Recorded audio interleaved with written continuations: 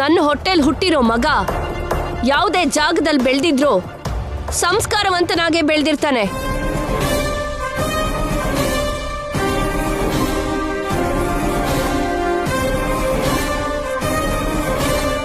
ಪದ್ಧತಿ ಪ್ರಕಾರನೇ ಬದುಕ್ತಾ ಇರ್ತಾನೆ.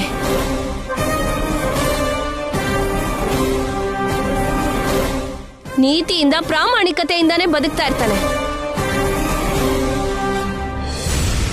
ನನ್ನ ಮಗನ ಬಗ್ಗೆ ಕೆಟ್ಟದಾಗಿ ಯೋಚನೆ ಮಾಡಬೇಡಿ. ಎಲ್ಲಿದ್ದಾನೆ ಅಂತ ನನಗೆ ಗೊತ್ತಿಲ್ಲದೆ ಇರೋ ವ್ಯಕ್ತಿ ಬಗ್ಗೆ ತಪ್ಪಾಗಿ ಮಾತಾಡಬೇಡಿ.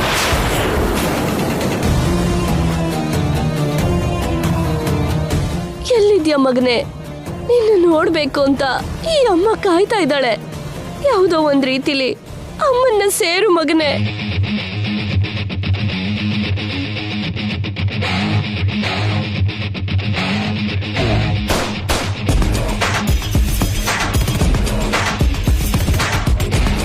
ಏಡುಕುಂಡಳವಾಡ ವೆಂಕಟರಮಣ ಗೋವಿಂದ ಗೋವಿಂದ.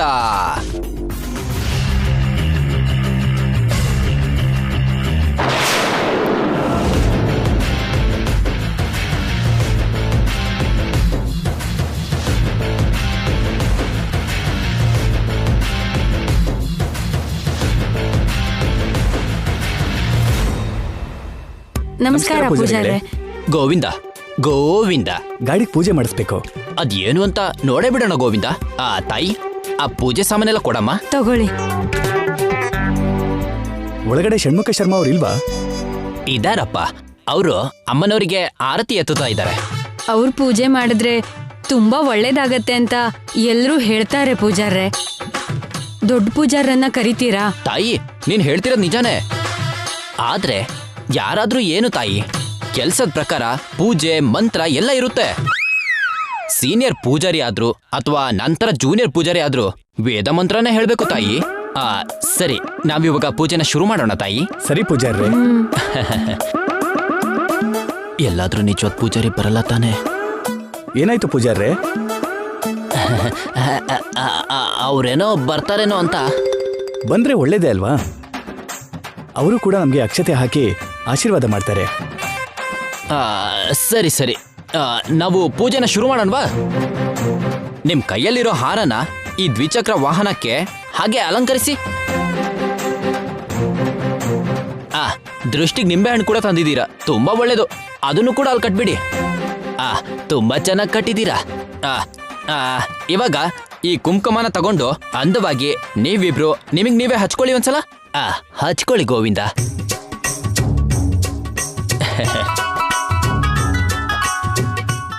ಗಾಡಿಗೆ ನಾನು ಹಚ್ತೀನಿ ಗೋವಿಂದ.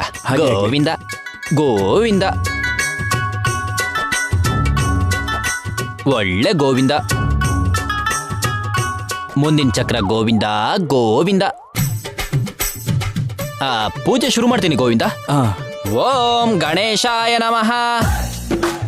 ಓಂ ವಕ್ರತುಂಡಾಯ ನಮಃ.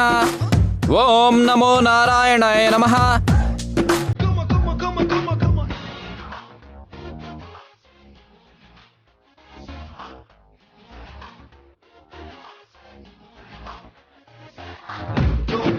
ಓಂ ನಮಃ. ಓಂ ಅನ್ನೋ ಶಬ್ದ, ನಮಃ ಅನ್ನೋ ಶಬ್ದ ಕ್ಲಿಯರ್ ಆಗಿ ಕೇಳಿಸ್ತಿದೆ. ಉಳ್ದಿರೋದು ಯಾವ್ದು ಕೇಳಿಸ್ತಾನೆ ಇಲ್ಲ ಪೂಜಾರ್ರೆ. ನನ್ ಮಂತ್ರ ಹಾಗೆ ಇರುತ್ತೆ ಅಮ್ಮ. ಓಂ ವಿಘ್ನೇಶ್ವರಾಯ ನಮಃ. ಓಂ ನಮಃ. ಓಂ ನಮಃ. ಓಂ ನಮಃ. ಆಗೋಯ್ತು ಗೋವಿಂದ, ಪೂಜೆ ಆಗೋಯ್ತು. ಇಷ್ಟು ಬೇಗನಾ? ಶಾರ್ಟ್ ಕಟ್ ಪೂಜೆ ಕಣಪ್ಪ. ನೀವು 2 ಚಕ್ರಗಳ ಕೆಳಗೆ 2 ಲಿಂಬೆ ಹಣ್ಣ ಇಟ್ಬಿಡಿ. ಇಡಿ ಗೋವಿಂದ. ಈ ಕಡೆನೂ ಇಡಿ ಗೋವಿಂದ. ಗೋವಿಂದ, ನಿಮಗೆ ಈ ವಿಷಯ ಗೊತ್ತಾ ಗೋವಿಂದ? ಇವಾಗ ಒಂದು ಹೊಸ ವಿಧಾನ ತಗೊಂಡ್ ಬಂದಿದ್ದಾರೆ. ಏನು? ಅದೇನು ಅಂದ್ರೆ, ಸಾಧಾರಣವಾಗಿ ಗಾಡಿ ಯಜಮಾನಿ ಗಾಡಿ ಕೆಳಗಡೆ ಇಟ್ಟಿರೋ ಲಿಂಬೆಹಣ್ಣು ಮೇಲೆ ಗಾಡಿ ಹತ್ಸಿ ಗಾಡಿನ ಟ್ರಯಲ್ ಮಾಡ್ತಾರೆ ಅಲ್ವಾ? ಹೌದು. ಇವಾಗ ಈ ಹೊಸ ಪದ್ಧತಿ ಏನಂದ್ರೆ ಗೋವಿಂದ, ಪೂಜಾರಿ ಮೊದಲು ಗಾಡಿನ ಹತ್ತಿ ಲಿಂಬೆ ಹಣ್ಣನ್ನ ಒತ್ತಿ ಬೈಕ್ ಮೇಲೆ ಹಾಗೆ ಹಾಗೆ ಒಂದು ರೌಂಡ್ ಹೋಗಿ ಬರ್ತಾನೆ ಗೋವಿಂದ. ಹೌದಾ? ಯಾಕೆ ಹಾಗೆ? ಯಾಕೆ ಹಾಗೆ ಅಂದ್ರೆ ಗೋವಿಂದ, ವೇದ ಪಂಡಿತರು ಮೊದಲು ಓಡಿಸಿದ್ರೇನೆ ಚೆನ್ನಾಗಿರುತ್ತೆ ಅಂತಾರೆ ಗೋವಿಂದ. ಓ ಗೋವಿಂದ, ಇದನ್ನ ನಾನೇ ಕಂಡು ಹಿಡ್ದಿರೋದು ಗೋವಿಂದ. ಗೋವಿಂದ, ನಾನ್ ಪೂಜೆ ಎಲ್ಲರ ತರ ಅಲ್ಲ. ತುಂಬಾ ವೆರೈಟಿಯಾಗಿ ಅದ್ಭುತವಾಗಿರುತ್ತೆ ಗೋವಿಂದ. ಸರಿ ಪೂಜಾರ್ರೆ, ನೀವು ಹೇಗೆ ಹೇಳಿದ್ರೆ ಹಾಗೆ. ಗೋವಿಂದ, ಇದನ್ನ ನಿಮ್ ಕೈಯಲ್ಲಿ ಇಟ್ಕೊಳ್ಳಿ ಒಂದ್ ಸ್ವಲ್ಪ. ಈ ಕಡೆ ಬನ್ನಿ ಗೋವಿಂದ. ಗೋವಿಂದ ಗೋವಿಂದ. ಗೋವಿಂದ, ಹೇಳಿ ಪೂಜಾರ್ರೆ. ನಾನು ಗಾಡಿನ ಸ್ಟಾರ್ಟ್ ಮಾಡೋಕ್ಕೂ ಮುಂಚೆ ನೀವೊಂದ್ಸಲ ಕಣ್ ಮುಚ್ಕೊಂಡು ನಿಮ್ ಇಷ್ಟಪಡೋ ದೇವ್ರು ಅಂದ್ರೆ ನಮ್ಮ ಏಡುಕುಂಡಲವಾಡ ಸ್ವಾಮಿನ ಒಂದ್ಸಲ ಸ್ಮರಿಸ್ಕೊಳ್ಳಿ.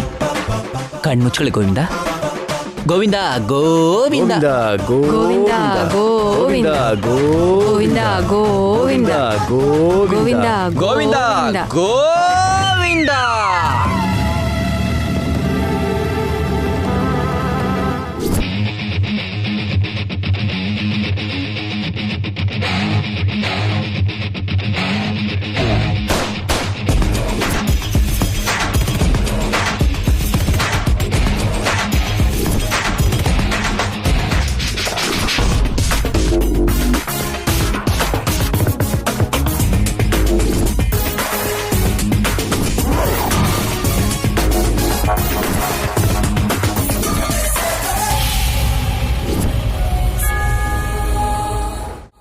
ಗೋವಿಂದ ಗೋವಿಂದ ಗೋವಿಂದ ಗಾಡಿನ ತಗೋ ಬಂದ್ಯಾ? ಪೂಜೆ ಕೂಡ ಆಗೋಯ್ತು ಪೂಜಾರ್ರೆ. ನಾನಿಲ್ದೆ ಯಾರು ಪೂಜೆ ಮಾಡಿದ್ದು? ಇನ್ನೊಬ್ರು ಪೂಜಾರರು.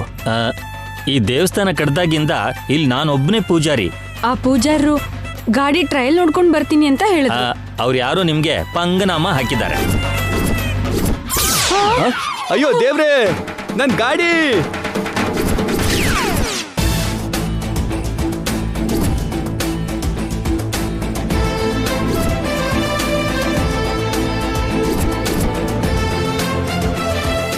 ಏನೇ, ಎಲ್ಲರೂ ಚೆನ್ನಾಗಿದ್ದೀರಾ?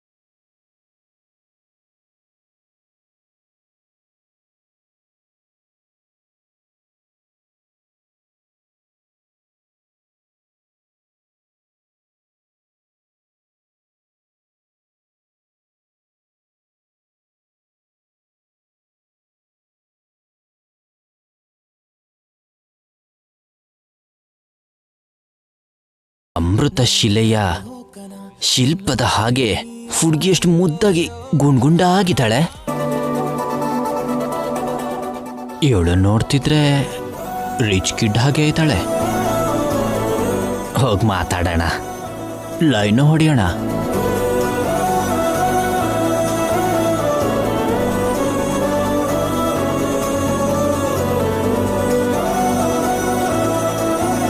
ಸರಿ ಕಣೆ, ನಾನ್ ಮತ್ತೆ ಸಿಗ್ತೀನಿ. ಸರಿ ಕಣೆ, ಬಾಯ್. ಬಾಯ್.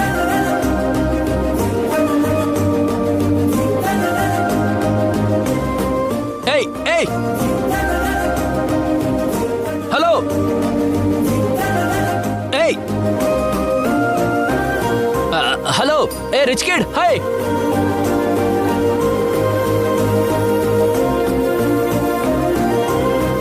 ಛೇ, ಮಾತಾಡಿದ್ರೆ ಹುಡುಗಿ ಬಗ್ಗೆ ಆದ್ರೂ ಗೊತ್ತಾಗೋದು. ಮಾತಿಗೂ ಕಾಣಿಸ್ತಾ ಇದ್ದಾಳಲ್ಲ. ಈ ಹುಡುಗಿ ನನ್ನ ಲೈಫಿಗೆ ಎಂಟ್ರಿ ಆಗ್ತಾಳೋ ಹೇಗೋ. ಹೇಗಾದ್ರೂ ಬರೋ ಹಾಗೆ ಮಾಡಬೇಕು.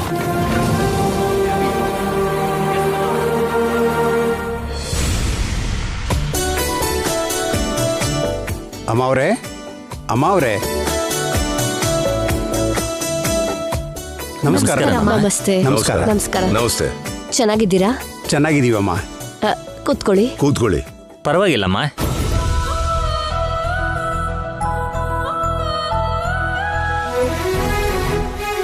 ಏನಿಷ್ಟು ದೂರ ಬಂದಿದ್ದೀರಾ? ಏನಾದರೂ ವಿಶೇಷನಾ? ಹಾಗೆಲ್ಲ ಏನೂ ಇಲ್ಲ. ಗುತ್ತಿಗೆ ದುಡ್ಡು ಕೊಡೋಣ ಅಂತ ಬಂದಿದ್ದೀವಿ ಅಷ್ಟೇ. ಓಹೋ, ತಗೊಳ್ಳಿಮ್ಮ 5 ಲಕ್ಷ. ಈ ಸಲ ಯಾರಿಗೂ ಬೆಳೆ ಹಾನಿ ಆಗಿಲ್ಲ ಅಲ್ವಾ? ಇಲ್ಲ. ರೈತ ಅನ್ನೋ ದೇವ್ರು ಆತ್ಮಹತ್ಯೆ ಮಾಡ್ಕೋಬಾರ್ದು. ಅಂತವ್ರು ಯಾರಾದ್ರೂ ಇದ್ರೆ ನಮ್ಗೆ ಹೇಳಿ, ಅವ್ರಿಗೆ ನಾವು ಸಹಾಯ ಮಾಡೋಣಂತೆ. ಆಗ್ಲಿ, ಇನ್ನು ಈಗ ನಾವು ಹೋಗಿ ಹೊರಡ್ತೀವಿ. ಬರ್ತೀವಿ. ಒಳ್ಳೇದು. ನಾವಿನ್ನು ಹೋಗಿ ಬರ್ತೀವಮ್ಮ. ನಮಸ್ಕಾರ. ನಮಸ್ಕಾರ, ಚೆನ್ನಾಗಿದ್ದೀಯಾ? ಹಾ, ನಾವು ಚೆನ್ನಾಗಿದ್ದೀವಿ.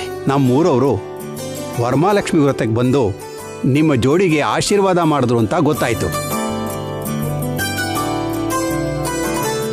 ಯಾವ ಪರಿಸ್ಥಿತಿಲಿ ನಿಮ್ಮ ಮದುವೆ ಆಯಿತು ಅನ್ನೋದನ್ನ ನಮ್ಗೆ ಹೇಳಿದ್ದಾರೆ.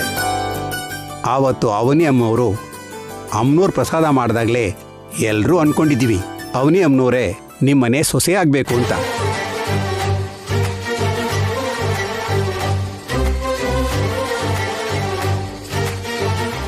ಜಾತಕದ ವಿಷಯ ಪಕ್ಕಕ್ಕಿಟ್ರೆ ಅವನಿ ಅಮ್ಮನವ್ರಿಗೆ ಅಮ್ಮನವ್ರ ಅನುಗ್ರಹ ಇದೆ ಅಂತ ಊರಲ್ಲಿ ಎಲ್ಲರೂ ಅನ್ಕೋತಾ ಇದ್ದಾರೆ. ಹಾಗೆ ಹೇಗಾಗತ್ತೆ ಅಂತ ಊರಲ್ಲಿ ಗುಸುಗುಸು ಮಾತಾಡ್ಕೊಳ್ತಾ ಇದ್ದಾರೆ. ನಾವು ಎಷ್ಟೇ ಅನ್ಕೊಂಡ್ರು ದೈವ ಅನ್ಕೊಂಡಿದ್ದೇ ತಪ್ಪದೆ ನಡೆಯುತ್ತೆ. ನೀವು 100 ಕಾಲ ಚೆನ್ನಾಗಿರ್ಬೇಕು. ತುಂಬಾ ಥ್ಯಾಂಕ್ಸ್. ಇನ್ನು ನಾವು ಹೋಗಿ ಬರ್ತೀವಿ. ಸರಿ, ಬರ್ತೀವಮ್ಮ, ಬರ್ತೀವಿ. ಏನು ಅಂದ್ರೆ ಕೇಳಿಸ್ಕೊಂಡ್ರಾ? ನಮ್ ಜೋಡಿನ ಹೇಗ್ ಆಶೀರ್ವಾದ ಮಾಡಿದ್ರು ಅಂತ. ಅಮ್ಮ ನಿಹಾರಿಕಾ, ನೀನೇನು ಬೇಜಾರು ಮಾಡ್ಕೋಬೇಡ. ಮುಂದೆ ಮುಂದೆ ನಡಿಬೇಕಾಗಿರೋದು ತುಂಬಾ ಇದೆ. ನೀವ್ ನನ್ಗೆ ಜೊತೆಯಾಗಿದ್ದೀರಾ. ಈ ಕುಟುಂಬದವರೆಲ್ಲ ನನಗ್ ಸಪೋರ್ಟ್ ಮಾಡ್ತಿದ್ದೀರಾ. ನೀವೆಲ್ಲರೂ ನನಗ್ ನ್ಯಾಯ ಕೊಡಿಸ್ತೀರಾ ಬಿಡಿಯತ್ತೆ. ಮೋಸ ಮಾಡ್ದವ್ರೆ ಹೋಗ್ತಾರೆ. ಒಳ್ಳೆ ಮಾತೆ ಹೇಳ್ದೆ. ನೋಡೋಣ ಬಿಡಿ. ಏನ್ರಿ? ಏನ್ ವೇದ? ಈ ದುಡ್ಡನ್ನ ಈ ಸಲ ಮಕ್ಳಿಗೆಲ್ಲ ಸಮಾನವಾಗಿ ಹಂಚ್ಬಿಡೋಣ ಅನ್ಕೋತಿದ್ದೀನಿ. ಒಳ್ಳೆ ಯೋಚನೆ ವೇದ.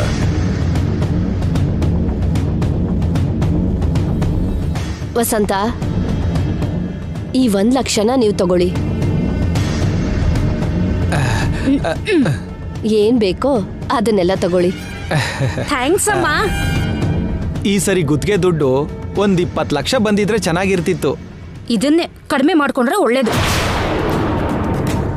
ಈ 1 ಲಕ್ಷ ನಿನಗೂ ರಾಧಾಗೂ. ಥ್ಯಾಂಕ್ಸ್ ಅತ್ತೆ. ಅವ್ರಿಗೆ ಕೊಡಬಾರ್ದು. ಮಿಸ್ ಆಗಿ ವೇದವತಿ ಕೊಟ್ಲು ಅಂದ್ರೆ ಅವ್ರಿಗೆ ಕೊಂಬಂದ್ಬಿಡತ್ತೆ. ಅಮ್ಮ ನಿಹಾರಿಕಾ, ನೀನು ಸೊಸೆ ಆಗೋಳಲ್ವಾ, ನೀನು ಕೂಡ ಈ ದುಡ್ಡು ತಗೋ. ಥ್ಯಾಂಕ್ಸ್ ಅತ್ತೆ. ಕಾವ್ಯ, ತಗೋ. 4 ಜನಕ್ಕೆ 1 ಲಕ್ಷ ಕೊಟ್ರಿ, ಮತ್ 1 ಲಕ್ಷ ಉಳ್ತಿದೆ. ಅದ್ಯಾರ ಕೊಡ್ತೀರಾ ಅತ್ತೆ?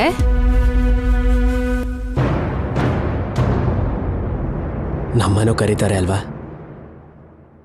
ಏನು? ನೀವು ಕರಿತೀರಾ ಅಂತ ಕೆಲವು ಜನರು ಕಾಯ್ತಿರೋ ಹಾಗೆ ನನಗನ್ನಿಸ್ತಿದೆ. ಬೇಗ ಹೇಳಿ ಅತ್ತೆಯವ್ರೆ. ಗುಳ್ಳೆ ನರಿಗಳ ಹಾಗೆ ಯಾರು ಈ ದುಡ್ಡಿಗೋಸ್ಕರ ಕಾಯ್ತಿದ್ರು ಪರವಾಗಿಲ್ಲ. ನಾನು ಈ ದುಡ್ಡನ್ನ ಬೇರೆ ಕಾರ್ಯಕ್ರಮಕ್ಕೋಸ್ಕರ ಉಪಯೋಗಿಸ್ಕೋತೀನಿ. ನಾವು ಕೂಡ ಮನೆ ಸದಸ್ಯರೇ ಅಲ್ವಾ, ನಮಗ್ ಕೊಡಲ್ಲ ಅಂದ್ರೆ ಏನು? ಇನ್ ನೀವು ಹೋಗಿ. ನಿಂತ್ಕೊಳ್ಳಮ್ಮ.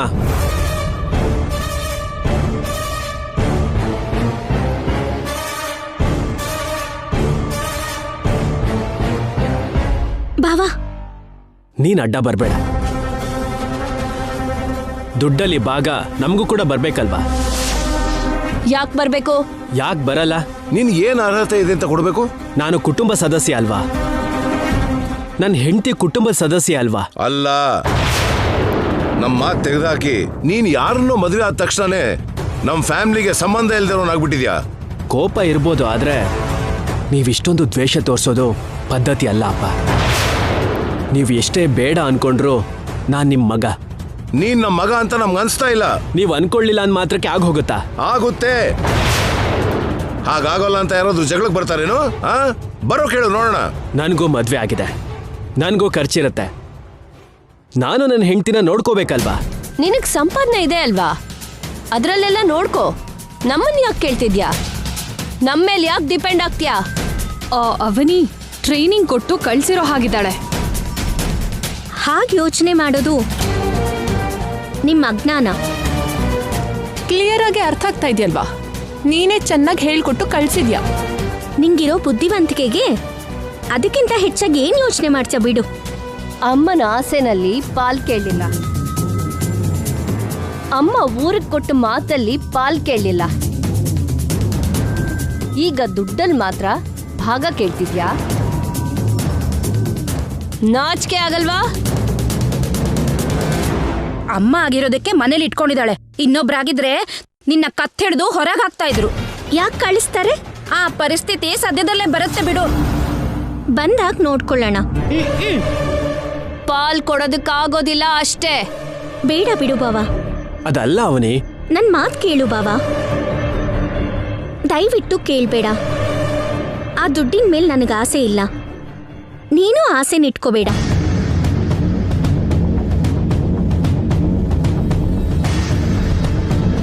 ನಮ್ಗಿರೋದ್ರಲ್ಲೇ ನಾವು ಬದುಕೋಣ. ನಮಗ್ ಬೇಕಾಗಿರೋದು ಹಣ ಅಲ್ಲ, ನಾವು ಒಂದಾಗೋದು.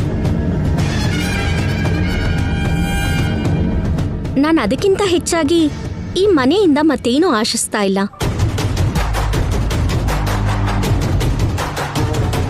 ನೀನ್ ಹೀಗೆ ದ್ವೇಷ ಮಾಡ್ಕೊಂಡ್ರೆ ನಿಜವಾಗ್ಲೂ ನಾನೇ ಹೇಳ್ಕೊಟ್ಟಿದ್ದೀನಿ ಅಂತ ಅನ್ಕೊಂತಾರೆ. ನನ್ ಮಾತ್ ಕೇಳು ಪ್ಲೀಸ್.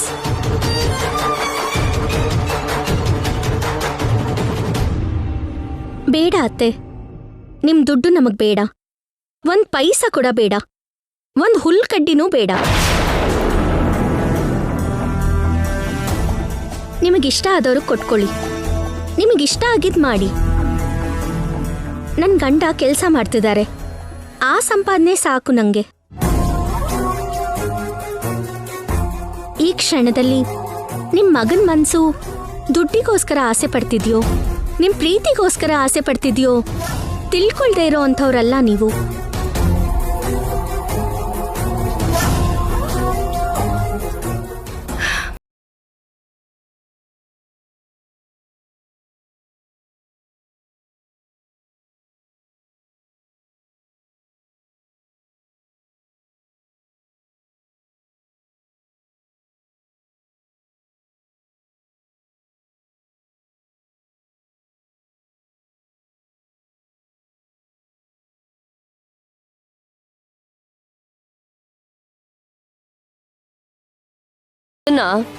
ಗಣೇಶನ ಹಬ್ಬದ ಚಂದಕ್ಕೆ ಕೊಟ್ಬನ್ನಿ. ವೇದವತಿ ರೇಂಜು 1111 ಅಲ್ಲ ಅಂತ ಪಕ್ಕದ ಮನೆಯವ್ರಿಗೆ ಅರ್ಥ ಆಗ್ಬೇಕು. ಯಾಕೆ ದುಡ್ಡು ಬೇಡ ಅಂದೆ ಅವನಿ? ಇವತ್ ನೀನು 1 ಲಕ್ಷ ಬೇಡ ಅಂತಂದ್ರೆ ಮುಂದೆ ಮುಂದೆ ಎಲ್ಲ ವಿಷಯದಲ್ಲೂ ಕಷ್ಟಪಡ್ತೀವಿ. ಸಂಬಂಧ ಇಲ್ದಿರೋ ನಿಹಾರಿಕನೇ ಪಾಲ್ ತಗೊಂಡ್ಲು. ನಮಗೂ ಹಕ್ಕಿದೆ ಅವನಿ. ಇಲ್ಲ ಅಂತಿಲ್ಲ ಭಾವ. ನಮ್ಮ ಹಕ್ಕು, ನಮ್ಮ ಅಧಿಕಾರ ಇವತ್ತಲ್ಲ ಅಂದ್ರೂ ನಾಳೆನಾದ್ರೂ ಪಡ್ಕೋಬಹುದು. ಆದ್ರೆ ಈಗ ಅದಕ್ಕೋಸ್ಕರ ಹೋರಾಡಿ ಅತ್ತೆ ಮಾವನ್ ಮನ್ಸಿಗೆ ಗಾಯ ಮಾಡಿದ್ವಿ ಅಂದ್ರೆ ಅವ್ರ ಪ್ರೀತಿಗೆ ಪೂರ್ತಿಯಾಗಿ ದೂರ ಆಗ್ಬಿಡ್ತೀವಿ. ನಾವು ನಮ್ಮನೇಲಿರ್ತಾ ಇರೋದು ದುಡ್ಡಿಗೋಸ್ಕರ ಅಲ್ವಲ್ಲ, ಪ್ರೀತಿಗೋಸ್ಕರ. ನಮ್ಮವರಿಂದ ಆ ಪ್ರೀತಿನ ಪಡ್ಕೊಳ್ಳೋದಕ್ಕೋಸ್ಕರ. ನಾವು ಅವ್ರಿಗೆ ಹತ್ರ ಆಗೋ ಪ್ರಯತ್ನ ಮಾಡ್ಬೇಕೇ ಹೊರತು ಇನ್ನಷ್ಟು ದೂರ ಆಗೋ ಹಾಗೆ ವರ್ತಿಸ್ಬಾರ್ದು. ಇದು ನಮ್ ಕುಟುಂಬ. ನಮಗವ್ರ ಅನುರಾಗದಲ್ಲಿ ಬಿಟ್ರೆ ಮತ್ತಿನ್ಯಾವುದ್ರಲ್ಲೂ ಪಾಲ್ಬೇಡ, ಸರಿನಾ?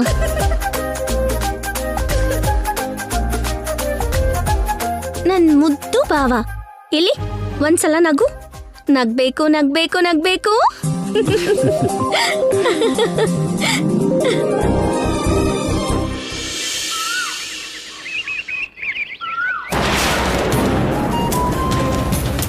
ಏನ್ರಿ, ಊಟ ಬಡಿಸ್ಲಾ? ನಾನು ಸಂಪಾದಿಸಿದನ್ನ ನಾನು ತಿನ್ನೋದಲ್ವೇ? ನನ್ನ ಮಗ ಸಂಪಾದಿಸಿದನ್ನ ತಿನ್ನೋ ಯೋಗ ಈ ಜನ್ಮದಲ್ಲಿ ಇದೆಯೋ ಇಲ್ವೋ? ಅಲ್ಲಿ ನೋಡು, ನಿನ್ನ ಮಗ ಬಂದ. ನನ್ನ ರಕ್ತದಲ್ಲಿ ಸಾರು, ನನ್ನ ಮಾಂಸದಲ್ಲಿ ಸಾಂಬಾರು ಮಾಡಿ ನಿನ್ನ ಮಗನಿಗೆ ಹಾಕು. ಯಾಕ್ರಿ ಹಾಗಂತೀರಾ? ಕಾಡಿಗೆ ಬಾ ಅನ್ನೋ ವಯಸ್ಸಲ್ಲಿ ಏನ್ ಈ ಮಾತುಗಳು? ಹೌದು ಕಣೋ, ನನ್ನ ಕಾಡು ಬಾ ಅಂತಿದೆ. ನಾನು ಹೋದ್ರೆ ನನ್ನ ಪಿಂಡನ್ ಕೂಡ ತಿನ್ಬೋದಂತೆ. ಅಳಿಯಂದ್ರೆ ನಿಮಗೆ ಮೊದಲೇ ಆರೋಗ್ಯ ಸರಿ ಇಲ್ಲ, ನೀವು ಆವೇಶ ಪಡಬೇಡಿ. ಇನ್ನೇಗ್ ಮಾತಾಡ್ತಾರೆ? ಇವನ್ ಕೆಲಸ ಮಾಡೋದಕ್ಕೆ ಹೊರಗಡೆ ಜನರು ಆಟೋ ಕೂಡ ಕೊಡ್ತಿಲ್ಲ, ಮದುವೆ ಮಾಡ್ಕೊಳ್ಳೋಕೆ ಹುಡುಗಿನ ಕೊಡ್ತಿಲ್ಲ. ಏನ್ ಬದುಕಿ ಇವಂದು? ಮುಂದೆ ಕಿಂಗ್ ಆಗೋ ನಾನು, ನನಗೇನು ಕಾಟೋ? ಪ್ರತಿದಿನ ಫ್ಲೈಟಲ್ಲಿ ಹೋಗ್ತೀನಿ ನಾನು, ನೋಡ್ತಾ ಇರು. ಇಂಥವನಿಗೆ ಇನ್ನೇನು ಅನ್ಬೇಕು? ಸ್ವಲ್ಪ ದಿನ ಇರು, ನೀನ್ ನನಗೆ ಖರ್ಚು ಮಾಡಿರೋ ಪ್ರತಿ ಪೈಸೆಗೂ ಬಡ್ಡಿ ಜೊತೆಗೆ ವಾಪಸ್ ಕೊಡ್ತೀನಿ. ಕೊಟ್ಟಾಗ ಮಾತಾಡೋ. ದಿನ ಈ ಜಗಳ ನೋಡೋದಕ್ಕಿಂತ ನಿಜ ಹೇಳೋದೇ ಒಳ್ಳೇದು. ಛೇ, ಇಂಥ ಮಗ ಯಾವ ತಂದೆಗೂ ಇರಬಾರ್ದು. ಹೇಗೆ ಹುಟ್ಟಿದ್ಯೋ ನಮಗೆ. ಛೇ. ಕಿಟ್ಟು ನಿನ್ ಮಗ ಅಲ್ಲ.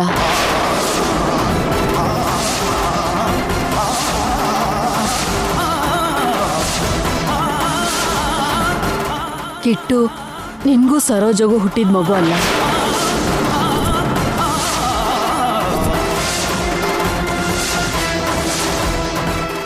ಅಮ್ಮ, ನಿನ್ಗೇನಾದ್ರೂ ತಲೆ ಕೆಟ್ಟಿದ್ಯಾ? ಅವ್ರೇನೋ ನೋವಲ್ ಹಾಗೆ ಹೇಳ್ತಿದ್ರೆ ನೀನೇನು ಅವನನ್ನ ನಮ್ಮ ಮಗನೇ ಅಲ್ಲ ಅಂತಿದ್ಯಾ? ಅವನ್ ಬದ್ಲಾಗ್ಬೇಕು ಅಂತ ಏನೋ 4 ಮಾತು ಹೇಳ್ತಿದೀವಿ, ಅದ್ ತಪ್ಪಾ? ಇನ್ಮೇಲೆ ಇವನ್ನ ನೀವು ಬೈಬೇಡಿ. ಸುರಿ, ನೀನು ಎಮೋಷ್ನಲ್ ಆಗಿ ಹೇಳಿದ್ಯಾ? ಇಲ್ಲ ಅಂದ್ರೆ ನೀನು ಹೇಳಿದ ನಿಜನಾ? ದೇವ್ರ ಆಣೆಗ್ಲೂ ನಿಜ ಕಣ.